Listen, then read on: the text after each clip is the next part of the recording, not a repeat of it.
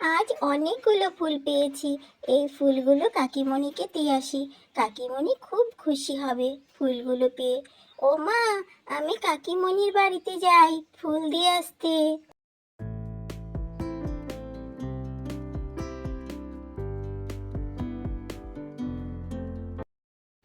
এই মেয়েটাকে নিয়ে আর পারি না। প্রত্যেক দিন সকাল হলে কাকিমণির বাড়িতে যাবে ফুল নিয়ে, তারপর ওখান থেকে কিছু একটা দেখে আসবে, ব্যাস মন খারাপ হয়ে যাবে। কী যে করি এই মেয়েটাকে নিয়ে আর পারি না। কাকিমণি, ও কাকিমণি, তুমি কোথায়? তোমাকে তো দেখতে পাচ্ছি না। মনে হচ্ছে রান্না করছে কাকিমণি, যাই রান্নাঘরে গিয়ে দেখে আসি। আরে খুশি, তুই কখন আসলি? আয় বস এখানে। ফুল এনেছিস? হ্যাঁ কাকিমণি, আজকে অনেক রকমের ফুল পেয়েছি, ঠাকুর ঘরে রেখে এসেছি। আচ্ছা বেশ বেশ, বস এখানে। তোর মা কি করছে? তোর মায়ের রান্না হয়ে গেছে? না না, রান্না হয়নি, রান্না করছে। তুমি কি রান্না করছো কাকিমণি? এই তো, এই মাছ রান্না করলেই হয়ে যায়। ও, তোমরা আজকে এই চিংড়ি মাছগুলো রান্না করবে? কি বড় বড় মাছগুলো, তাই না? আর ওই আমগুলোও তো কি সুন্দর লাল টুকটুকে, মনে হয় খেতে খুব মিষ্টি হবে। তোমরা কত ভালো ভালো খাবার খাও, আমাদের তো এসব আনেই না বাজার থেকে। খুশি, এখন বাড়ি যা। তোর মা তো চিন্তা করবে দেরি হলে। যা। প্রতিদিন সকালবেলায় আসবে আর আমাদের খাবার দাবারে নজর দেবে। কি জ্বালা হলো, খেয়েও শান্তি নেই এই মেয়েটার জন্য। মেয়েটা সেই কখন বেরিয়েছে ফুল দিতে, এখনও বাড়িতে আসলো না। কি যে করে মেয়েটা আমি বুঝতেই পারি না। রোজ না করি যেতে হবে না যেতে হবে না, তাও যায়। কাকিমণিরা কত ভালো ভালো খাবার খায়, আমরা তো খেতেই পারি না। আমার কি ইচ্ছে করে চিংড়ি মাছ, আম এগুলো খেতে। আরে খুশি তো বাড়িতে চলে এসেছে, এসে এখানে চুপচাপ বসে রয়েছে, মন খারাপ মনে হচ্ছে। যাই তো গিয়ে দেখি। আরে খুশি, তোর কি হয়েছে? এইভাবে বসে আছিস কেন? মা, জানো তো কাকিমণিরা আজকে এই বড় বড় চিংড়ি মাছ রান্না করছে, আর কি লাল টুকটুকে আম এনে রেখেছে, ওগুলোও খাবে। আমিও খাবো, বাবাকে বলো না এনে দিতে। দেখেছিস, আমি এর জন্যই তোকে সব সময় বলি ওই বাড়িতে যাস না, ওই বাড়িতে যাস না। তাও সকাল হলেই তুই চলে যাবি ফুল নিয়ে। ওদের অনেক পয়সা, ওরা ভালো ভালো খেতে পারে। আমাদের তো অত পয়সা নেই বল। তোর বাবা কোথা থেকে আনবে বল এত ভালো ভালো খাবার? ঠিক আছে, তুই মন খারাপ করিস না। তোর বাবা আসলে আমি বলে দেখব। ঠিক আছে, তুমি বাবাকে কিন্তু বলবে এনে দিতেই হবে আম আর চিংড়ি মাছ। এগুলো না হলে আমি আর ভাতই খাবো না। তুমি বাবাকেই বলে দেবে, বলে দিলাম। আচ্ছা মা, আমরা কেন এত গরিব, আর কাকিমণিরা কি করে এত বড় লোক হয়ে গেল? এত ভালো ভালো খাবার খায়, আমরা খেতেই পারি না। চুপ কর, আর কান্না করতে হবে না। এইভাবে কেউ কান্না করে বোকা? আমরাও একদিন বড়লোক হব, আমরাও ভালো ভালো খাবার এনে তোকে খাওয়াবো। চিন্তা করিস না। তোর বাবাকে আমি বলবো যে করেই হোক তোকে চিংড়ি মাছ আর আম খাওয়াতে। এখন চুপ কর, আর কান্না করবি না।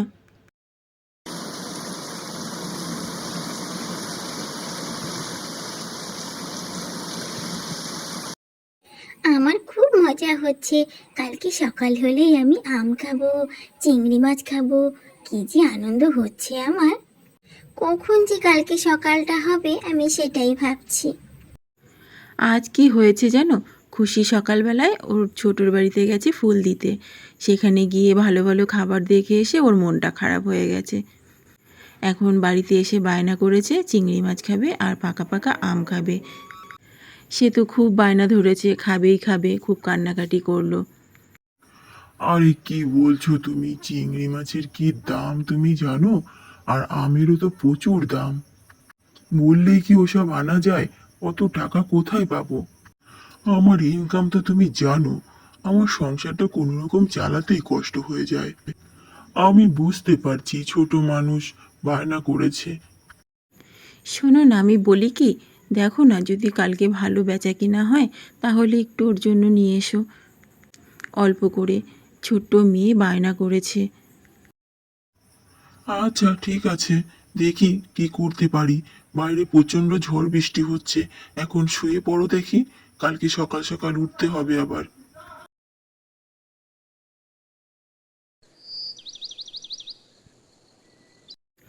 না, উঠে পড়ি এবার, অনেক বেলা হয়ে গেছে।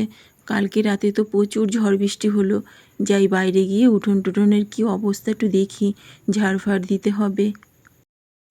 হায় হায়, এ কি উঠোনের হাল হয়েছে! এ তো পুরো বন্যা হয়ে গেছে, এত জল হয়ে গেছে রাতারাতি। হে ভগবান, এই কি গো, তাড়াতাড়ি উঠে এসো, দেখো কি অবস্থা হয়েছে উঠোনের। আরে, উঠোনে তো মাছ ভাসছে মনে হয়। হ্যাঁ, মাছ লাফালাফি করছে। ওগুলো কি মাছ? একবার গিয়ে দেখি তো কাছে, গিয়ে দেখি তো ধরতে পারি নাকি মাছগুলোকে। কই গো, উঠেছো? তাড়াতাড়ি আসো, দেখো উঠোনে কত জল জমেছে। আরে, এ তো সত্যি সত্যি চিংড়ি মাছ, একটা তো ধরেও ফেললাম। কি গো, তাড়াতাড়ি উঠে এসো, দেখো চিংড়ি মাছ ধরেছি আমি। আর বাজার থেকে কিনে আনতে হবে না। আরে আরে, তুমি করেছো কি? এতগুলো চিংড়ি মাছ ধরেছো আর রাতারাতি এত জল হয়ে গেছে উঠোনে! হায় হায়, কি অবস্থা! এ তো পুরো বন্যা হয়ে গেছে। উঠে এসো, আর ধরতে হবে না। হ্যাঁ হ্যাঁ, আর ধরবো না, অনেকগুলো ধরা হয়ে গেছে, এবার আমি উঠে আসছি, দাঁড়াও। আরে ওইটা কে আসছে? ওটা তো রমেশ ভাই মনে হচ্ছে। মাথার মধ্যে কি ওটা ঝুড়িতে? এই দেখো তো, মাথার মধ্যে কি নিয়ে আসছে রমেশ ভাই? আরে আরে রমেশ ভাই, তুমি তো মাথায় করে কতগুলো আম নিয়ে এসেছো। কি ব্যাপার, এত আম কোথায় পেলে? আর তুমি এত কষ্ট করে জলের মধ্যে আসতে গেলে কেন? আরে হারান দাদা, আমাদের বাগানে ঝড়ে অনেক আম পড়েছে। এই আমগুলো আর বিক্রি করলাম না, প্রত্যেককে দিয়েছি। তুমি তো আর দোকানে এলে না, তাই বাড়িতে নিয়ে আসলাম। তোমার মেয়েকে দিও, খুশি হবে।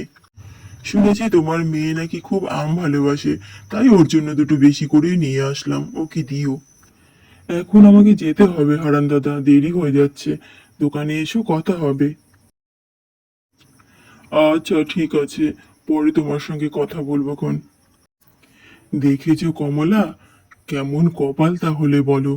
গরিবের জন্য ভগবান যে আছে, তা এই প্রমাণ হয়ে গেল আবারও। ভগবান আমও জোগাড় করে দিল, আবার চিংড়ি মাছও জোগাড় করে দিল। নয়তো কিনে আনার সামর্থ্য আমার ছিল না। সত্যি গো, তুমি একদম ঠিক কথা বলেছ। আমি এটাই মনে মনে ভাবছিলাম, কাল রাতেই আমরা আলোচনা করছিলাম। আর আজ দেখো সব জোগাড় হয়ে গেছে, আমও দিয়ে গেল, আবার চিংড়ি মাছও ঘরের দুয়ারে পেয়ে গেলাম।